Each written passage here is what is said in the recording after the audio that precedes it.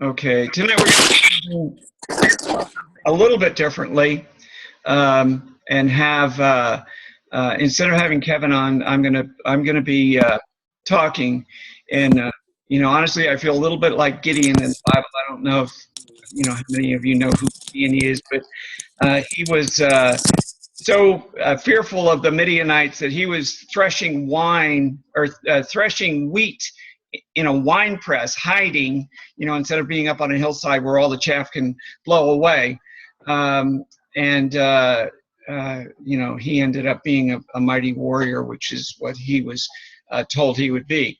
So I don't plan on being a mighty warrior, but I do hope that I get the right words to say to be inspiring on this call. Sunday night, Donna and her son James and Grace and Carly and I went to see For King and Country, and as unforgettable as their performances are, there were three things that I really came away from the concert, thinking about. The first was Luke Smallbone, one of the two brothers, Joel and Luke Smallbone, started their own group, and then it became For King and Country. And he was talking about how they're originally from Australia, and their dad was a Christian concert promoter, and for whatever reason, I don't know if it was a concert or a series of concerts went bad. They ended up losing their home, their car, and I guess all their money. And however it happened, their dad got a job in Nashville. So he brought the six kids, the whole family, to Nashville for this job, which would have been perfect if you're a concert promoter, and promptly lost the job there. So that's inspiring enough of a story, because they had no money. They were in a house, I guess, renting a house or something, and they depended on the charity and compassion of neighbors and members of the church and so forth to help them through that, and go on to be where they are now. And what he did was to just before intermission, everybody left. The rest of the band left the stage, and he sat down on the front of the stage and told that story, and then he used that to segue into their support of Compassion International, which has been around, I think, since 1952, and it's I think they help, if I remember correctly, 1.3 million children in 26 countries.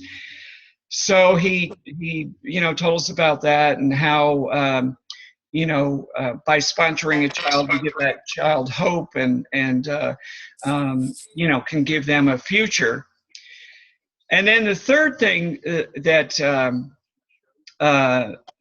inspired me was to do this call and hopefully inspire all of you, was that as we were sitting there, Carly is pushing on my arm because they were asking people to raise their hands so that Compassion International volunteers would come around with individual packets so that you could sponsor a child. And she's saying, Dad, you need to sponsor a child.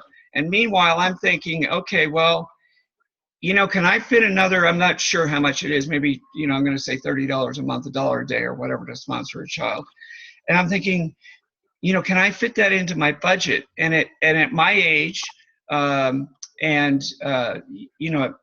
my level of achievement in Beachbody, I really shouldn't have to be worrying about $30. But I just didn't want to commit to it, because everything we do is dependent on everyone that we inspire and motivate and call to action. And if we can't call to action the people that have signed up as coaches and who actually want to work the business, and create in them a desire to give other people hope for a better future, then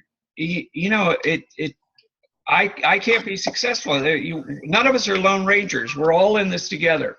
So anyway, the segue from that, then there's a fourth story, or not a segue, but there is a fourth story. Luke Smallbone, I think it was in 2012. I'm not sure when in 2012. He's on tour, and he started not feeling right.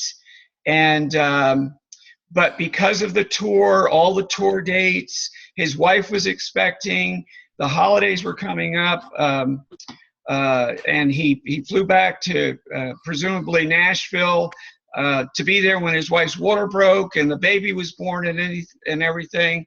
And then, you know, post baby, he had the not getting enough sleep and so forth.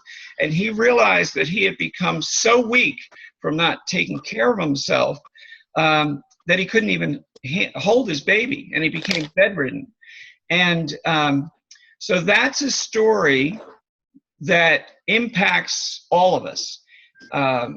We are surrounded by people, and we have coach stories and member success stories where, for instance, like the woman can't get pregnant because she's morbidly obese, and they say, you know, she needs to lose weight. Or, you know, the husband, you know, he already, even at, you know, at a young age, he already has health problems from obesity or morbid obesity.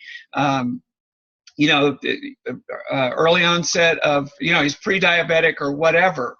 And, you know, we're surrounded by these people, and what I need to convey to everyone on the team is that we need to reach out to those people. Just as people in Nashville reached out to the Smallbone family, you know, there was 6 kids when they left Australia. They ultimately had another child. You know, people reached out to give them help in a you know, a very distinct time of need. But we see people every day who are ticking time bombs, and they can be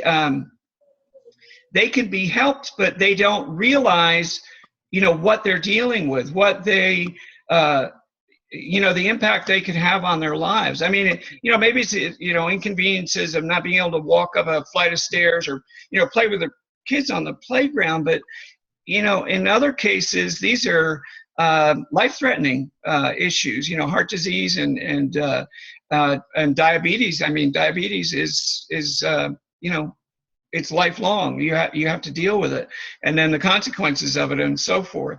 So anyway, what I wanted to do, if I can do it now, and then we're going to talk hopefully and share stories afterwards, is to, if I can find how to do it, take about just a little under 5 minutes and listen to Luke Smallbone share his story. So let me go to screen share, and I'm going, if I can do it.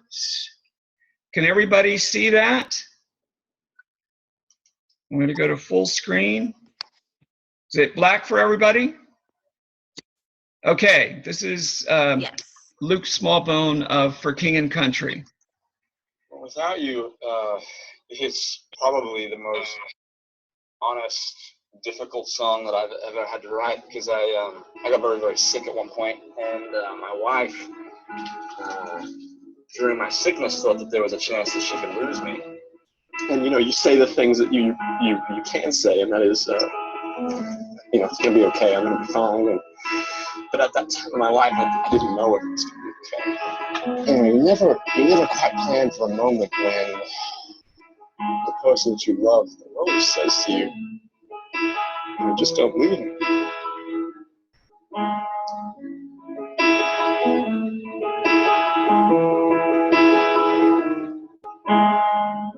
What do you do when you don't get better?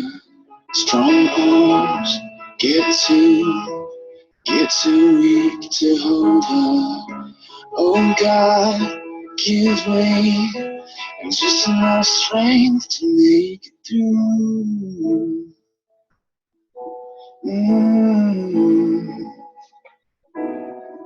Sleepless, this madness is walking me out to the ledge, and stands there beside me, shivering out on the edge. And oh God, all I All I ask is a little, just a little peace. I don't want to live without you. I'm not ready to live without you. So let's dance a little, laugh a little, hope a little more. 'Cause I don't want to without you, without you.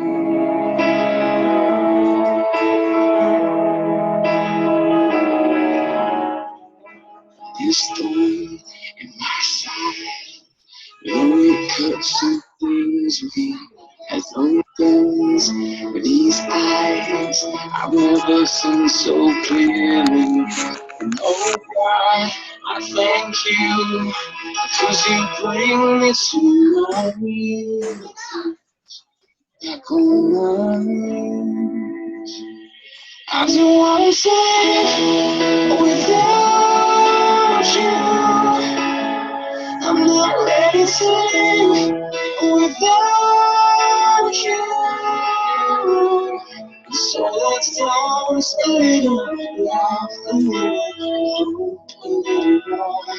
Yes, let's dance a little, laugh a little, hope a little more.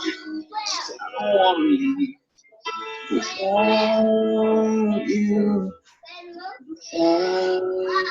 I heard words from the other side singing, hold for us, love us, as winter turns into summertime. Sing it, hold for us, love us. I heard a voice from the other side singing, hold for us, love us, as winter turns into summertime. Sing it, hold for us. So let's dance a little, laugh a little, and hope a little more. Yes, let's dance a little, laugh a little, and hope a little more. 'Cause I don't want to leave without you.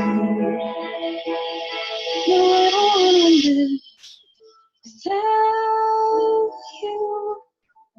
without you.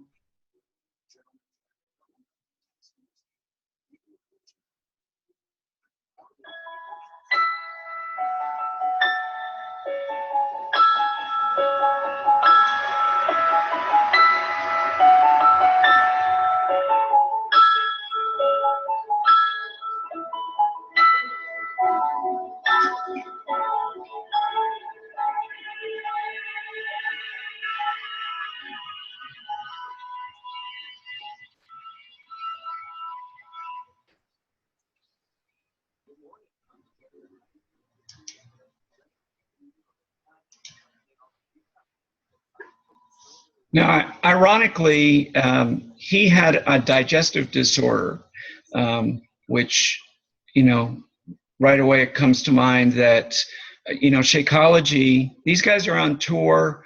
They're on tour now. They've had 13 sold out shows in a row. And I wish Ralphie was on. But you know, he had a digestive disorder and he let it go and he let it go and he let it go. And he's 6'4" and he got down to 125 pounds. And a beautiful family like that could have been potentially without a father. I think he's pretty much recovered now. Certainly seems like it. But, you know, think of all the people walking around who, you know, you see one or both of them just knowing that they're eating all wrong, they're not exercising, they're making bad lifestyle choices. And we have, in fact, I have in the new coach kit, it says we are frontline advocates for health. And if we're on the front line, we need to be the warriors. I mean, we're in the front. We need to be fighting the battle for changing people's lives and getting people healthier. We're so worried about outside attacks, from ISIS or Al Qaeda or whatever. But we're destroying our own nation with the way we eat and the way we live. And one way or another, we need to do something about it. So I'm going to open it up.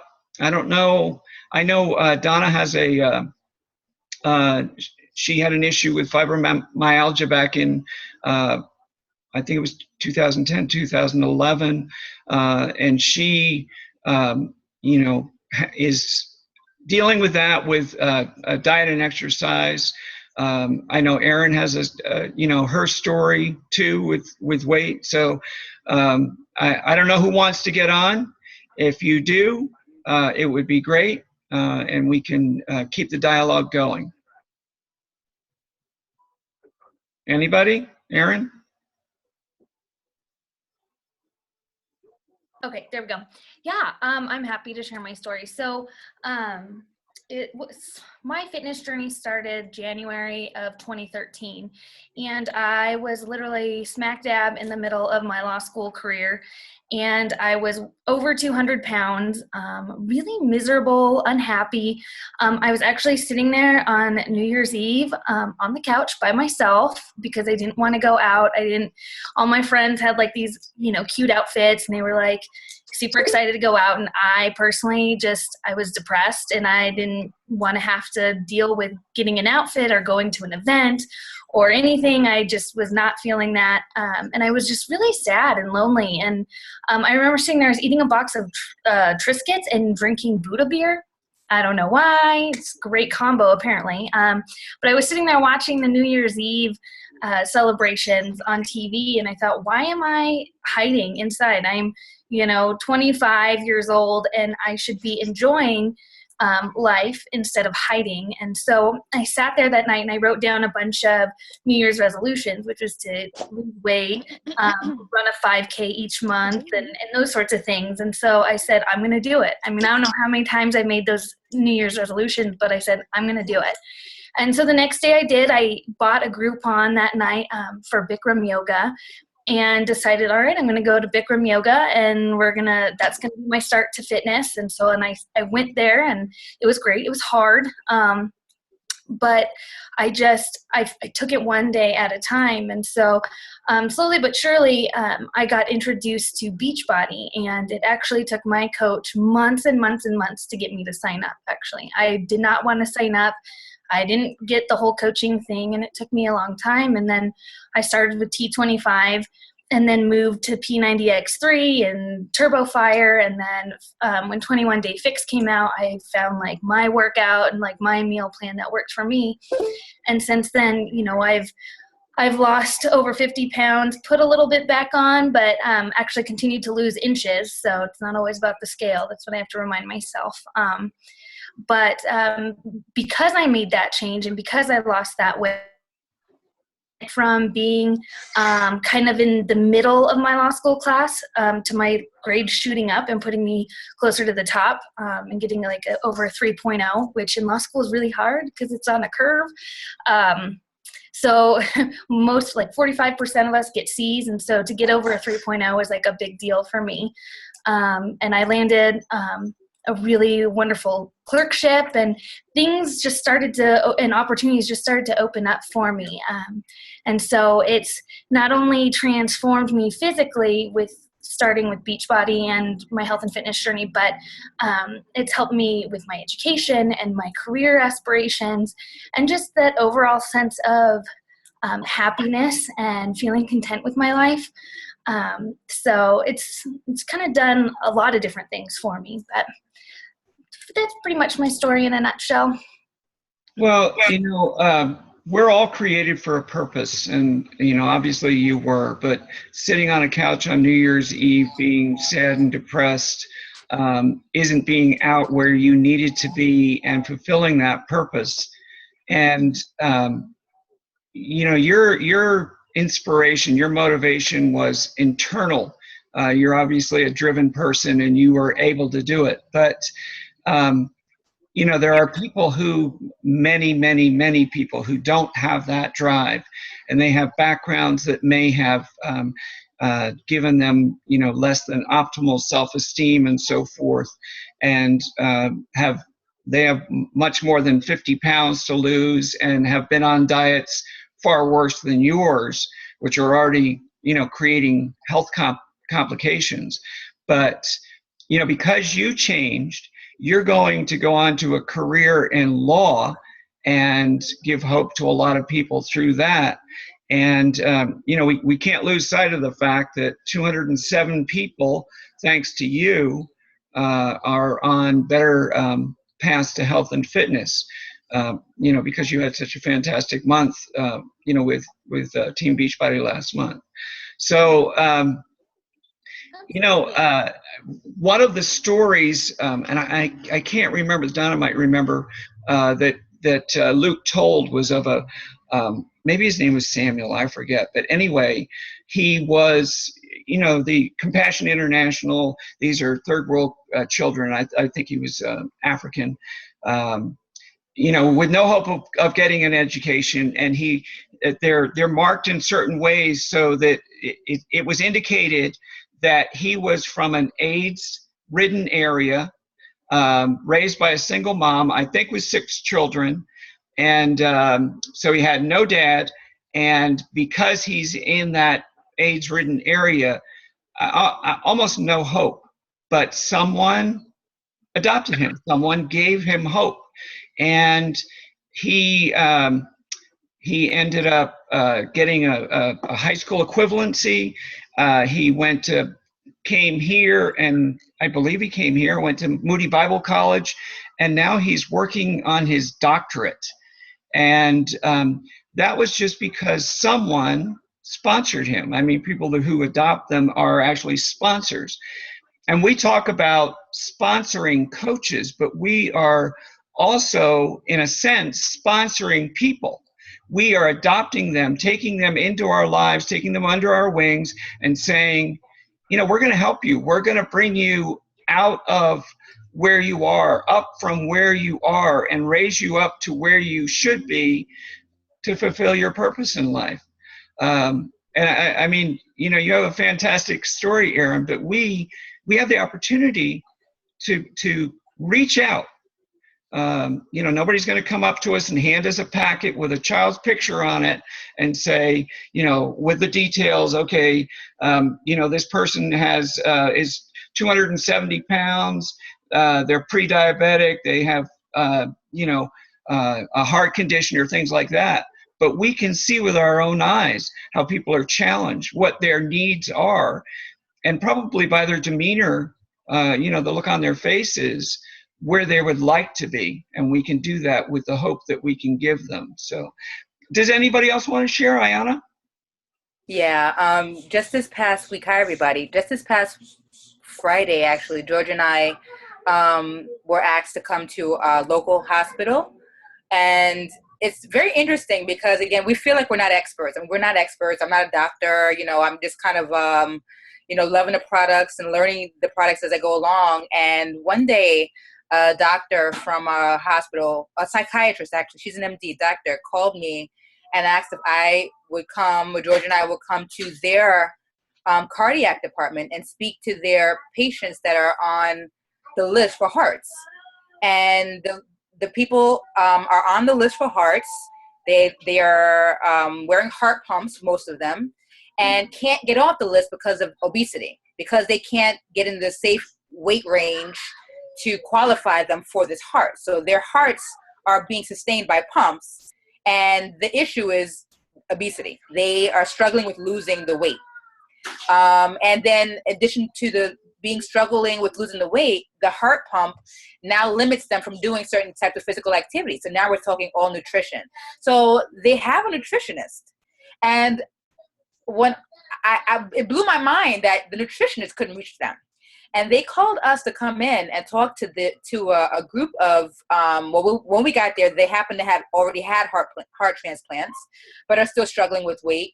And we were welcome to come in, and I told them directly that I would bring Shakeology. Can I bring Shakeology? We gave them the doctor, the nutritionals on it, so they can go over it, make sure none of the ingredients would, clashed with the medications that they took, and we got the okay to bring in Shakeology, and we actually did a shake and share at the hospital, talked to them about the Ultimate Reset and about what it did for us, and testimonials of people that are close to us that have also done it.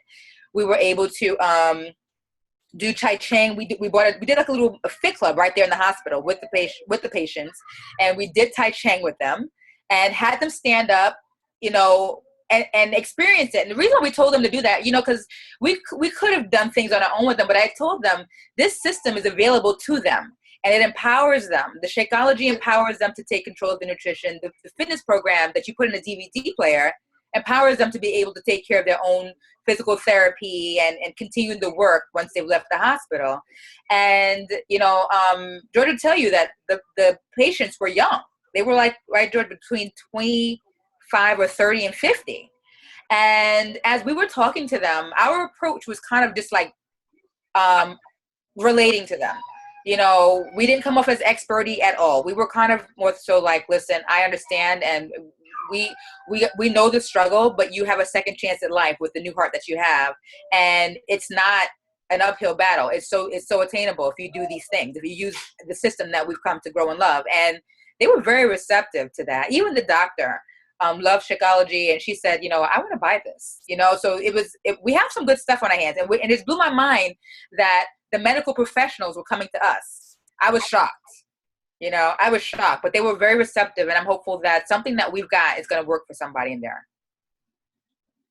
Well, you're working, or they are working rather, with a group of people that are, highly unlikely to go to a gym. They don't, they really don't want to be seen. Just like Erin said, she was home. She didn't want to go out because she couldn't wear, the cute outfit or whatever. And so what are their options? I mean, they're home. They're feeling insecure. They have low self-esteem. Their solace is in food, and their choices, you can say, well, they should know better, but we have a lot of slick marketing out there that's telling us we should eat this and eat that, and it's not all that bad, but that obviously is not the case. And so they don't have options, and we have the options. We have the solutions. We just have to be, Kevin had mentioned, our target market.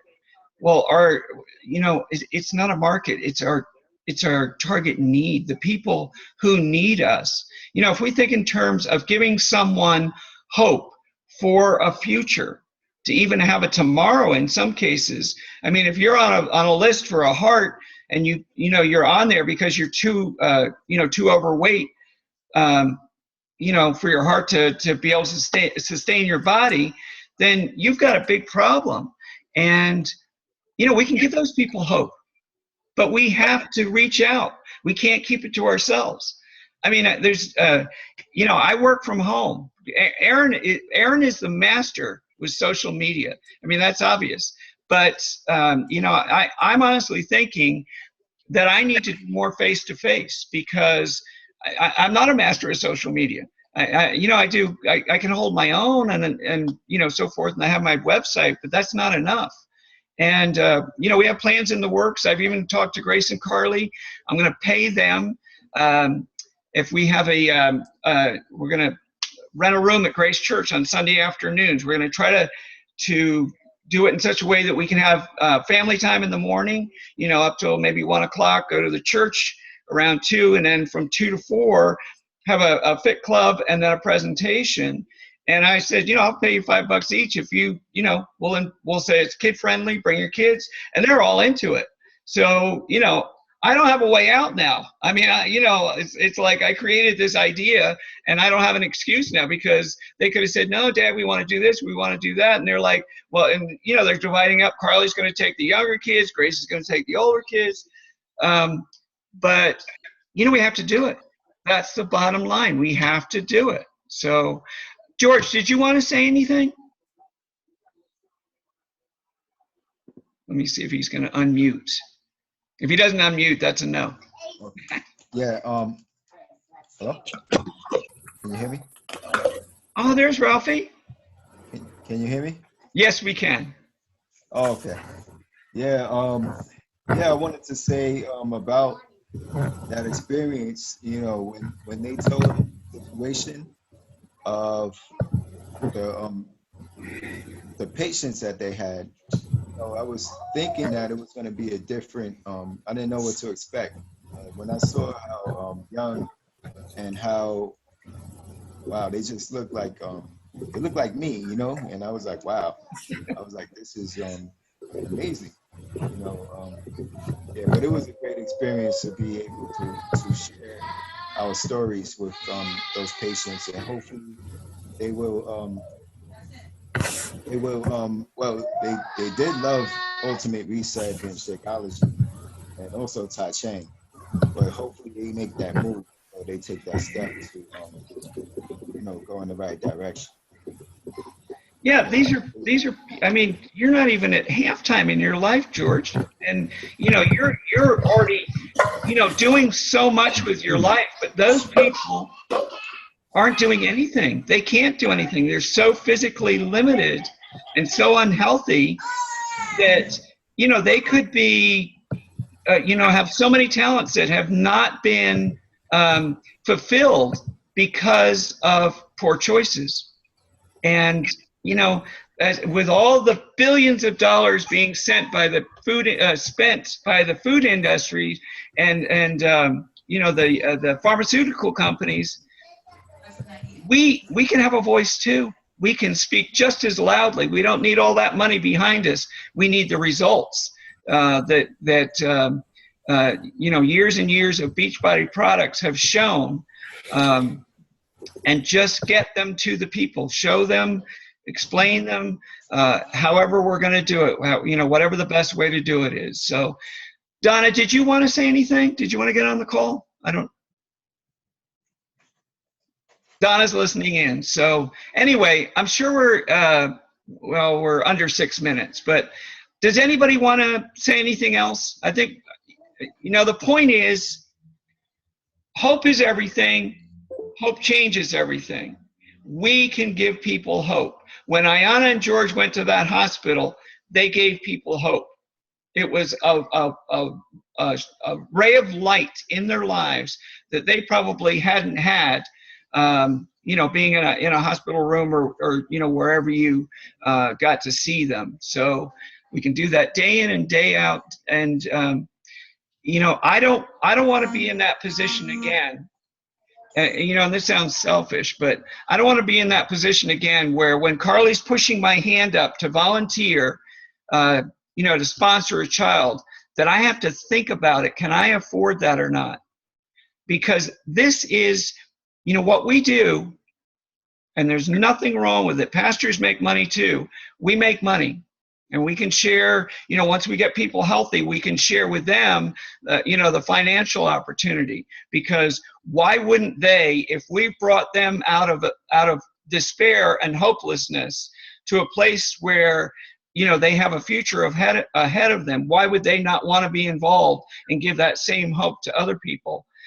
But honestly, I wanted to sponsor one of those children. And I don't want to disappoint, Grace and Carly when they're like, Dad, why can't you do that? I don't want to have to explain that. So, I personally have to do more.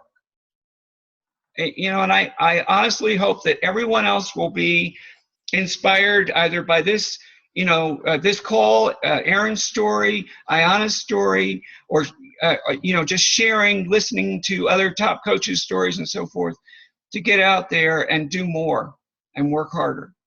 So I think trailing on that, Mindy Wender actually just tonight put, right before our call, put on this awesome video that she did for her team. And I think she talks about keeping the faith. And I think that just trails on what you're saying about giving hope and making sure that we're all doing more so that we don't have to worry, so that we don't have to disappoint and we can help others.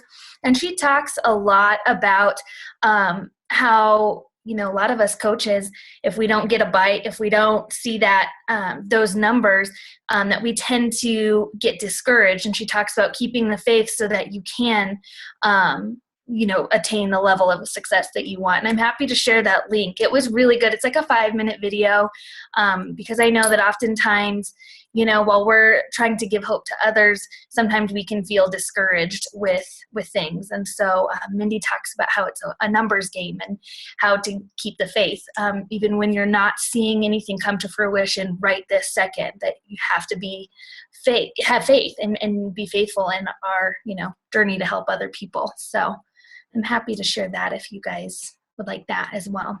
Yeah, we would love to see that, Aaron.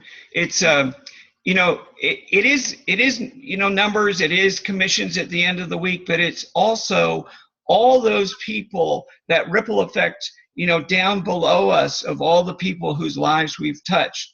And who knows what could, who could come out of one of those lives. Just like, like I said, I don't know, his name could have been Samuel. Samuel is working on his doctorate, and he came out of a life with no father, one of 6 children, in an AIDS-infected area with no hope. And one person said, I'll give you hope, not knowing what the future would be for that person. And that's what we have to do for everyone else too. So, all right. Well, thank you, everybody. I really appreciate you're so loyal and faithful to these calls. And next week we'll be back and do even better. Thanks a lot, everybody.